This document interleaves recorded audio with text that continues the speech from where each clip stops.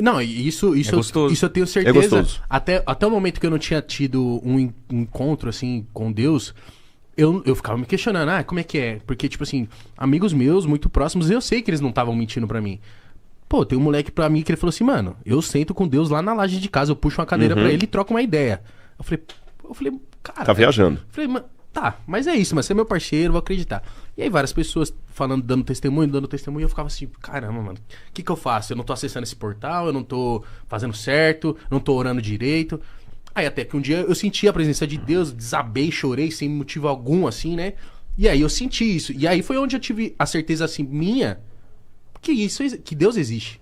Até anteriormente a isso, era tipo uma incógnita. Ou algo de tipo assim, preciso ver pra crer. Toda pessoa vai ter esse contato com a graça de Deus? Vai. Só que é o seguinte, existem 1000 maneiras de preparar Neston, invente a sua. Lembra? Sim. Algumas pessoas, elas têm um talento diferente da outra. Deus vai usar pessoas de maneiras diferentes. Ele vai se corresponder de maneiras diferentes. Deus pode falar através de sonhos. Deus pode falar através da vida. Agora, tem alguns elementos que são importantes. É importante você orar. Se você está na galera que tem acesso à Bíblia, lê a Bíblia, descobrir a vontade dele e deixar que ele use os seus talentos. O ateu. Eu quero saber Vou do chegar no ateu. ateu. Perdão, Porque eu conheço muito ateu amoroso, gente boa. E aí, ele vai morrer, ele vai pra onde? Essa pergunta já me veio em alguns podcasts e também já gerou cortes que eu fui Maldosos. crucificado por isso. Vamos lá. Lembra que eu contei a história, não estou comparando o ateu a um pervertido, mas apenas para ilustrar. Galera, você que é ateu que está me ouvindo, é para ilustrar. Entenda que é uma ilustração. Lembra que eu fiz aquela comparação de duas meninas promíscuas? Que eu olho, para mim é tudo promíscua. Mas uma às vezes é promíscua para o mau caratismo, a outra é para um trauma. Vamos imaginar agora 2 ateus. Um ateu é aquele ateu que desdenha de Deus mesmo, ele cospe, ele não quer saber do Espírito Santo, ele... Fica com Deus, Deus existe. E ele desdenha no sentido de...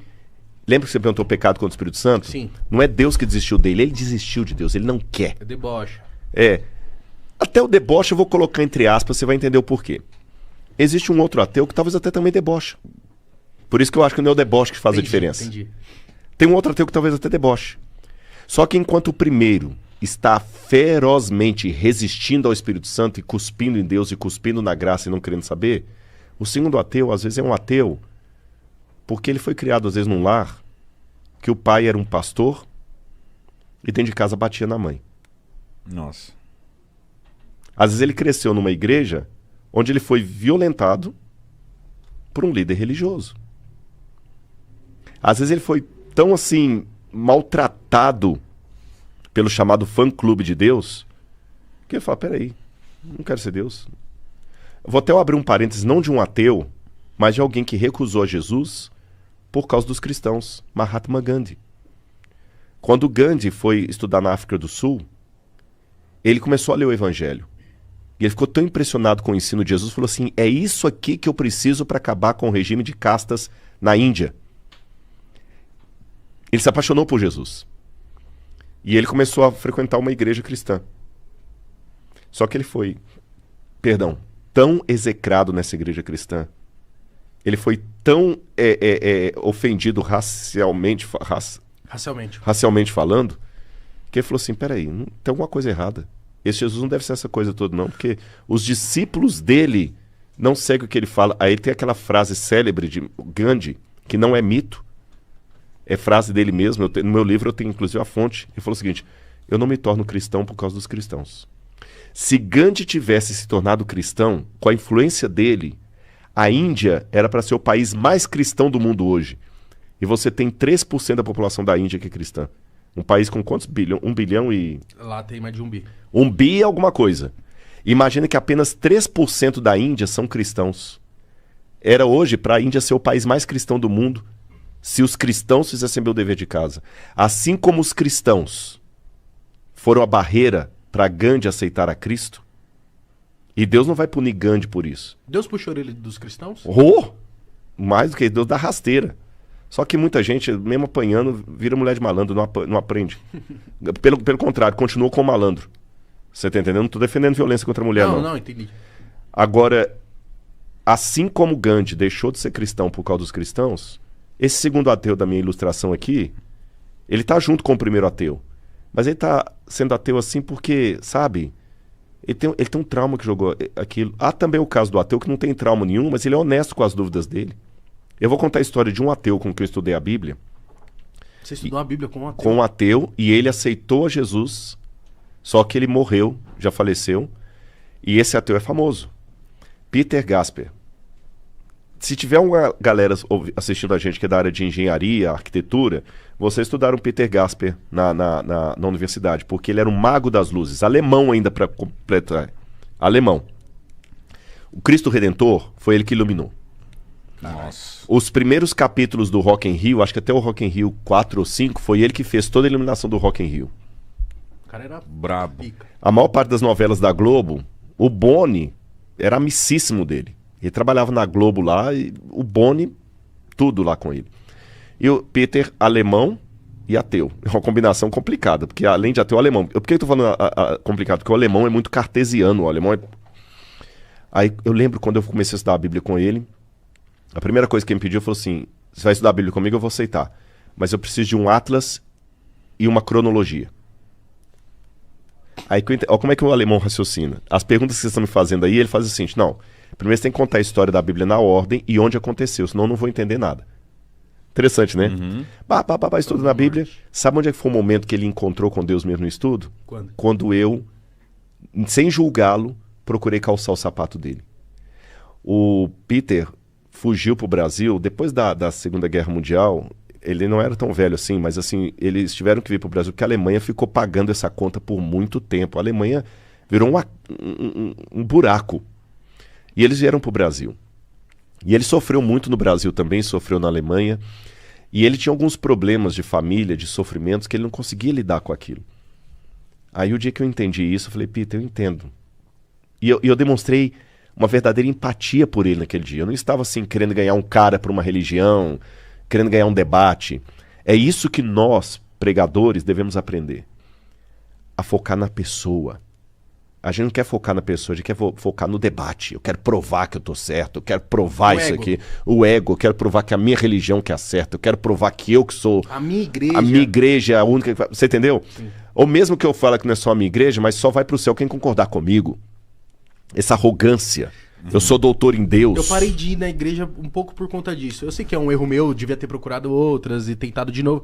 Mas eu ia pra igreja e começou uns discursos lá que eu falei, que é isso? Começa a olhar a pessoa. Repito, não é fazer vistas grossas ao erro. O erro tem que ser denunciado. Mas não no sentido legalista da palavra. Eu falei, Peter, eu te entendo. E Deus também te entende. Sabe por que você é tão ateu assim? Eu acho que agora eu entendi o seu ponto. É porque você tem tantas dores da vida que você ainda não conseguiu explicação para elas, que é mais fácil para você lidar com a certeza que não tem ninguém lá em cima do que trabalhar com a hipótese de Deus. Porque se você trabalhar com a hipótese de Deus, você tem que ter alguém para odiar. É, porque sua vida tá indo mal, né? E ele não fez nada. Traduzindo até numa parábola. Dói mais.